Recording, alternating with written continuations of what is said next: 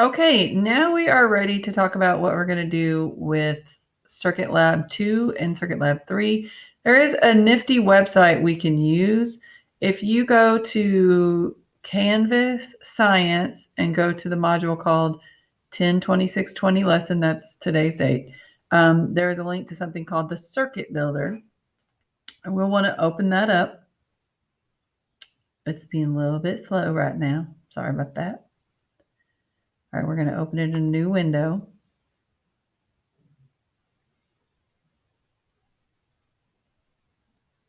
It's actually pretty cool. Sorry, it's slow. It was not this slow during the day, so I don't know if it's because I'm recording that it's slow or what. So, sorry. Okay. So it is still loading.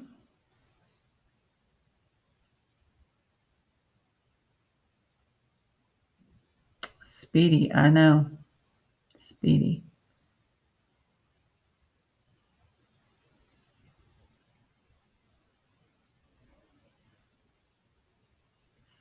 It's crazy slow.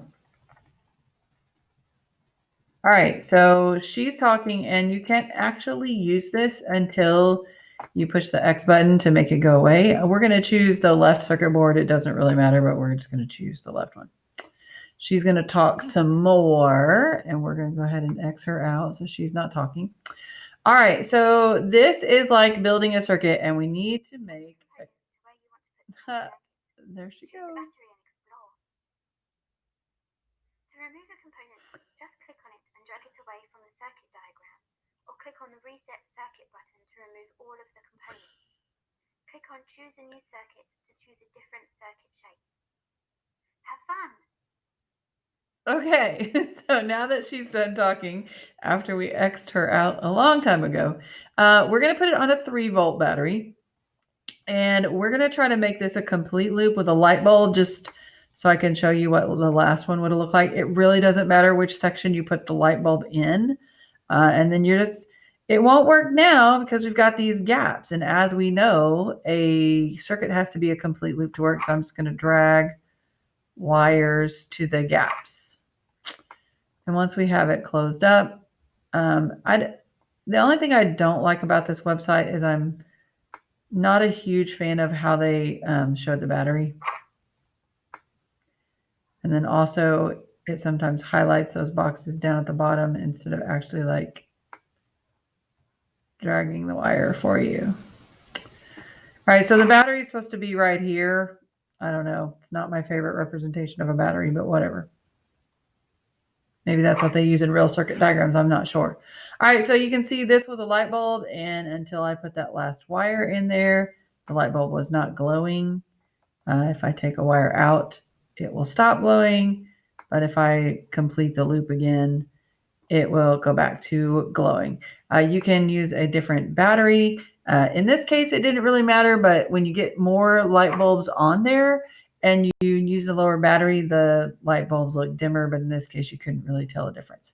All right, so we know we can use electrical energy and transform it into light energy, but we can also put something besides a light bulb into our switch. In this case, we're going to put a buzzer.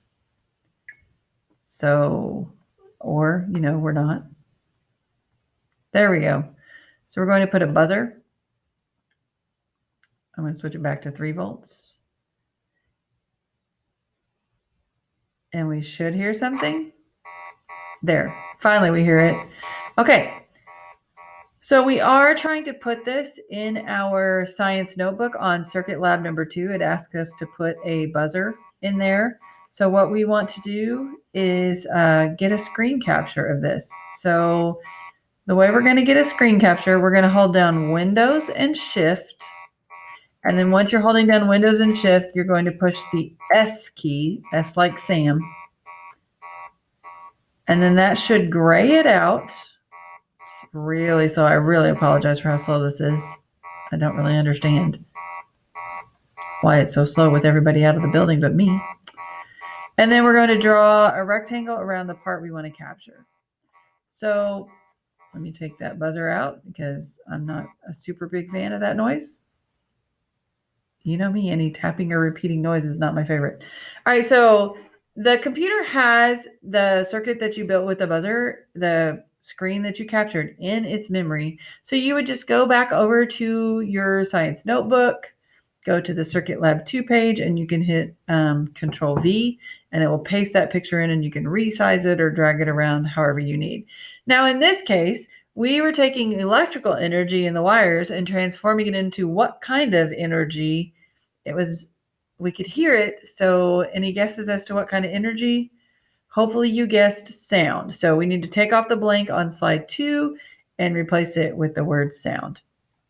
All right, the last lab part is Circuit Lab 3, and we're going to put a motor in the gap. And again, your motor doesn't have to be in this gap. I just like things to be symmetrical, so I put it here, but it could have gone up at the top, to the right of the battery, to the left of the battery, or either of these slots down here.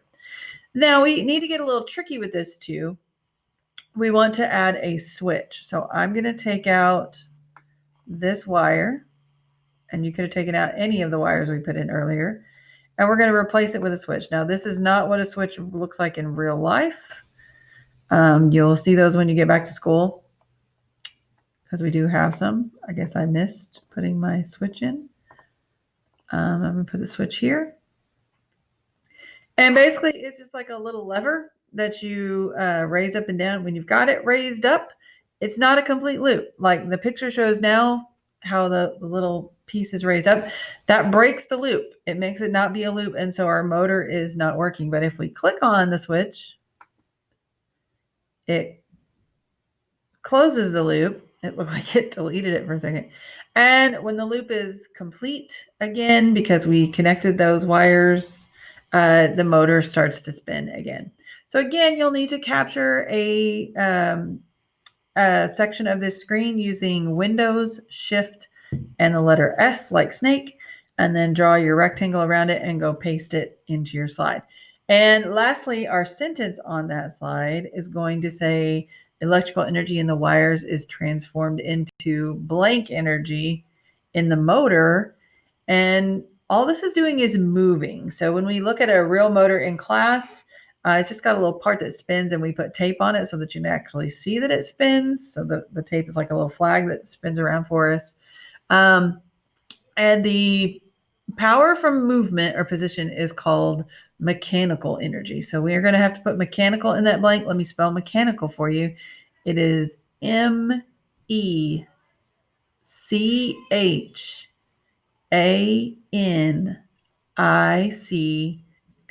mechanical, MECHANICAL. I lost my place there for a second. All right, so those are the 3 slides that you need to add to your notebook for today. Thank you so much.